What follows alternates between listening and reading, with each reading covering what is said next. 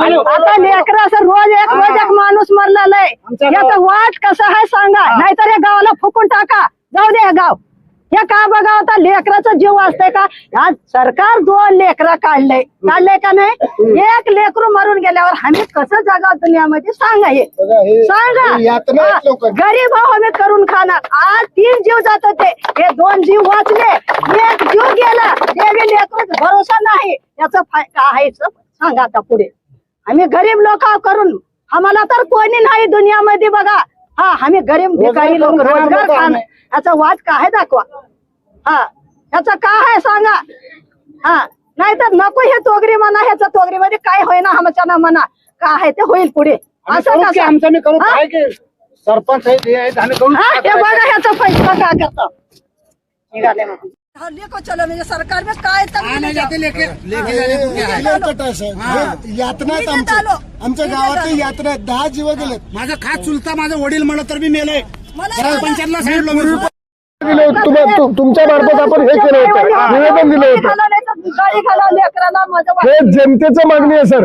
कोणा एकटा आज 12:15 पिकअप बोलेरोनं शाळेच्या विद्यार्थ्याला डबा देण्यासाठी लेकरू आला असताना रस्त्याच्या डाव्या हातातून चलत असताना त्याने पिकअपनं उडवले. त्याचा पाय पूर्ण म्हणजे दुखणं आहे, हाडा बाहेर पडले, डोक्याला मार लागले आणि लेकराला दवाखान्यात ऍडमिट केले उदगीरच्या. आणि गावातील सर्व सुजाण जनतेनं शिर्डीला येऊन हे रस्ता रोको केलेला आक्रोशामुळे.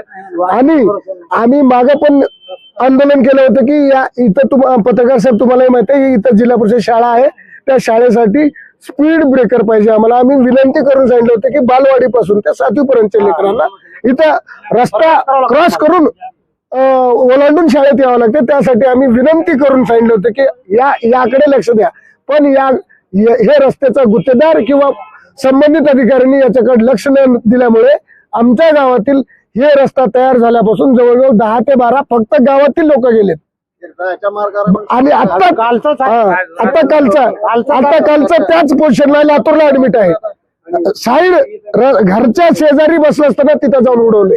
त्यासाठी हे संबंधित रस्ता जे करणार आहेत किंवा संबंधित इंजिनियर काय चुकी केलेत आजपर्यंत बोर्ड नाही किंवा फलकदर्शक नाही, शाळेचं नाही, याच्यावर दोषी करणार का नाही हे आम्हाला सांगा. नाहीतरी आज गावातील लोकांनी आंदोलन केलेलं आहे आणि माननीय तहसीलदार साहेबांचा फोन आल्यामुळे त्यांनी आम्हाला हे केले की आश्वासित केले की मी उद्या 12 वाजता तुमच्या इथे येतो आणि तुमच्या जनतेशी संपर्क साधून जे काही पुढील कारवाई आपण करू.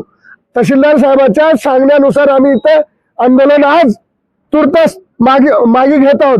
पण या येत्या 8 दिवसामध्ये आमचे मागण्या पूर्ण नाही झाले, संबंधित त्यावर कारवाई नाही झाली तर आम्ही गावातील सगळ्यांनी मिळून एकही घर वेगळं नाही, सगळ्या गावातील लोकांनी हे रस्ता उकरून टाकून आम्हाला पूर्वीचा 10 फुटाचाच रस्ता करून द्यावा एवढं मला शासनाची विनंती आहे.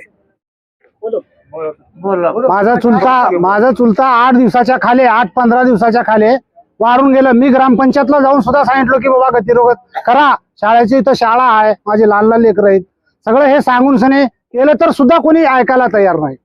मग त्याच्या बाद इथं आमचं चुलता वारलं, पोलीस स्टेशनला कंप्लेंट केला, आतापर्यंत त्याचं काहीच रेकॉर्ड नाही का काहीच नाही. केस केलं, सगळं करून बघितलो, काय बी त्याला कोणीच बघणार नाही. उत्तर बी दिले नाही, आतापर्यंत सापडायच नाही, गाडीवाला सापडा नाही, कोणी सापडाय नाही. आता मागणी जंप करणे, इथं गतिरोधक करणे, जिल्हा परिषद शाळा समोर जंप करणे, वरे करणे, कराच्या दळा खाल्ल्या बाजूला जिथं क्रॉसिंग चालू आहे त्या उतार गाव झालं चालू पासून जंप करणे त्याची मागणी आहे. आता रोज एक जीव चाललाय. हे तहसीलदार साहेबाला विनंती करून आम्ही त्याला हे करू. शेख महबूब खुदबुद्दीन. मी सतीश उमाका मताडी तोगरी गावचा रहिवासी आहे. तोगरी गावामध्ये रोड प्राधिकरण यांना निवेदन देऊन सुद्धा रोडवरती गतिरोधक केले नाहीत.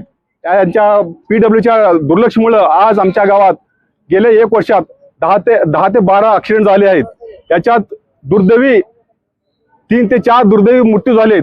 त्याची जिम्मेदारी आहेत PW डिपार्टमेंट. रोड प्राधिकरण यांच्याकडे दुर्लक्ष असल्यामुळे आज आमच्या गावचा फार ऍक्सिडेंट होत आहेत, तर याच्याकडे शासनाने आम्हाला गावच्या लोकांना डिवायडरच्या आपलं काय गतिरोधक करून द्यावेत, ही आमची मागणी आहे गावच्या लोकांची. यांनी जरा गतिरोधक नाही केले तर आम्ही PW डिपार्टमेंट, नांदेड डिपार्टमेंटला जाऊन आम्ही आंदोलन करणार आहोत नांदेड.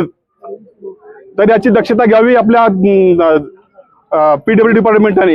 हेच आपली मागणी आहे. गतिरोधक जल्दी करावं म्हणून ही आपली मागणी आहे.